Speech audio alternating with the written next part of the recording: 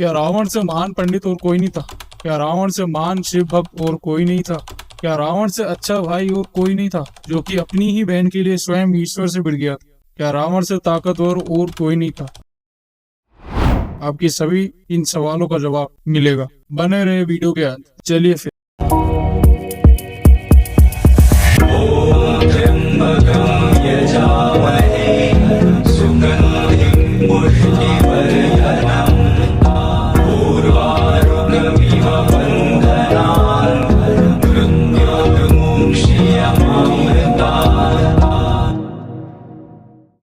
रावण की पहली मान्यता। रावण से अच्छा भाई कोई नहीं था। रावण इतना महान भाई था कि रावण की एक लौती प्यारी बहन के प्यारे पति विद्युत जीव को मारकर अपनी प्यारी सी बहन को विधवा बना दिया। और जब सीता से बदला लेने के लिए शूर्पणखा आई, तब रावण को वह गालियां दे रही थी, तभी भी वह नहीं उठ रहा था।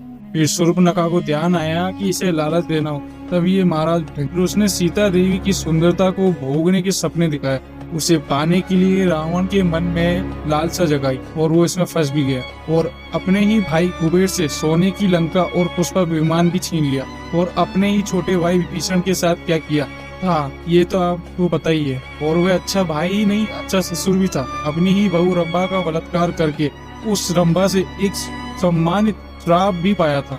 दूसरी मानता कि रावण से ताकतवर कोई नहीं था। ये बात तो बिल्कुल सत्य है। रावण इतना शक्तिशाली था कि जब वह आई रावण से मिलने गया था, तब पाताल लोक के बच्चों ने उसे अपने तबेले में घोड़े के साथ बांध दिया था। वह इतना ज्यादा शक्तिशाली था कि अपनी खाक में दबाकर वानर राज बाली ने पूरी दुनिया में घूमते हुए अपनी संध्या वंदना की। वह इतने शक्तिशाली थे कि जामवंत जी के एक मुक्के से वह बेहोश हो गए थे। वह इतना शक्तिशाली था कि हनुमान जी ने अकेले उसे 3 बार हराया था और यमराज जी ने तो मार ही डाला था। ब्रह्मा जी ने आकर बचाया था। युद्ध खंड के 40वें खंड में सुग्रीव ने भी रावण को हरा दिया और सहस्त्रबाहु ने तो धोकर सुखा दिया था। अपने गुरु दत्तात्रेय के कहने पर रावण को छोड़ दिया गया। रावण इतना बहादुर था कि भगवान राम से आमने सामने भिड़ने की बजाय उनके पीठ पीछे उनकी ही पत्नी को अगवा करके ले गया। और जिनको नहीं मालूम उन्हें बता दूं कि भगवान राम ने रावण को मारने से पहले 2-3 बार हरा दिया। युद्ध खंड के 49 में 7वें और 102 में कुछ बार वो भाग गया था और कुछ बार भगवान ने छोड़ दिया था। और युद्ध के आखिर तक भगवान उसके बाणों को तोड़ कर छोड़ दिया करते थे। उस पर कोई प्रहार नहीं करते थे। पर लास्ट में मातली ने प्रभु को प्रणाम किया और कहा कि प्रभु बहुत खेल लिए, अब इसको खत्म करो। तब जाकर भगवान राम ने ब्रह्मास्त्र निकाला और खत्म किया। रावण की महानता नंबर 3। रावण से बड़ा शिव भक्त और कोई नहीं था। देखो भाई, भक्ति से विनम्रता आती है, ना कि घमंड। और एक भक्त दूसरे भक्त की हमेशा सेवा करना चाहता है, ना कि उसे मारना चाहता है। और शिव जी के सारे महान भक्तों से रावण या तो लड़ता है या फिर उनका अपमान कर रहा है। शिव जी का वाहन बनकर जिन नंदेश्वर महादेव ने अपना पूरा जीवन अर्पण कर दिया, उनका भी रावण ने अपमान किया था। हनुमान जी जो कि शिव जी का ही अवतार थे, उनका कितनी बार ही अपमान किया था। जब मौका मिला तभी अपमान किया था। अरे प्रभु श्री राम जी जो कि शिव जी के प्राण समान है, उनकी पत्नी का ही अगवा कर लिया। और तो और महादेव जी के वरदान देने पर माता पार्वती को ही अपने भोग के लिए मांग लिया। रावण को महान शिव भक्त कहकर आप सभी शिव भक्तों का नाम बिगाड़ रहे हैं। और तो और इतना ही नहीं, भगवान शिव ऐसे लोगों का साथ कभी नहीं देते जो कभी स्त्रियों की इज्जत नहीं करते। और तो और इतना ही महत्व था तो शिव जी ने जैसे मार्कंडे को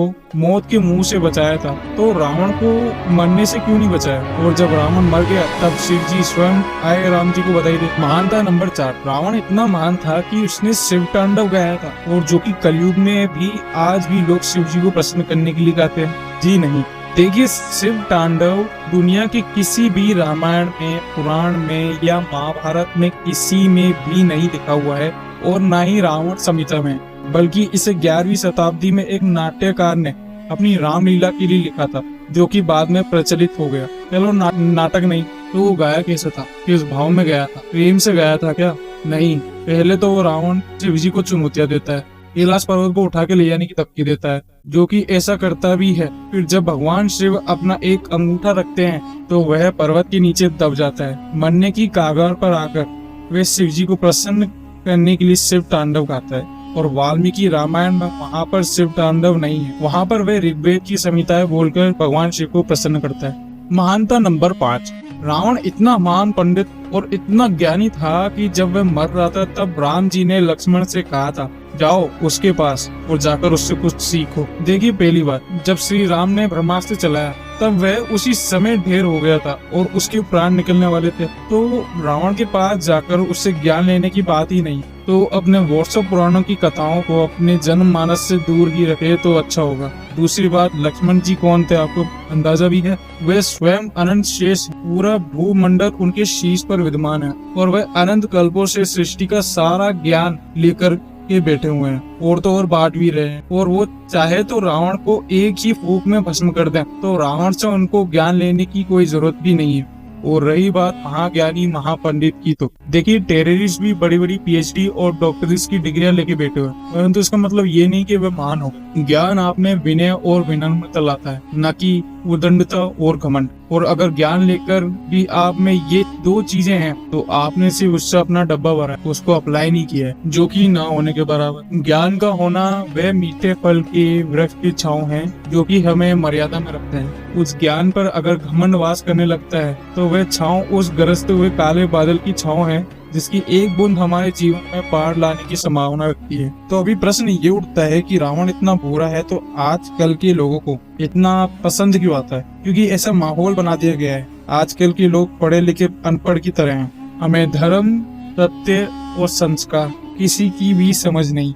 मतलब कुछ भी, कोई भी हमें शॉर्ट टर्म के लिए एक्साइटमेंट फील करवा के चला जाता है और हम उसके पीछे लट्टू की तरह घूमते रहते हैं बिना ये सोचे समझे कि वह अच्छा है या नहीं। ज्यादातर लोग आजकल मीनिंगलेस लाइफ जी रहे हैं। उन्हें सिर्फ कॉन्फ्लिक्ट और एक्साइटमेंट ही जिंदा रखा हुआ है।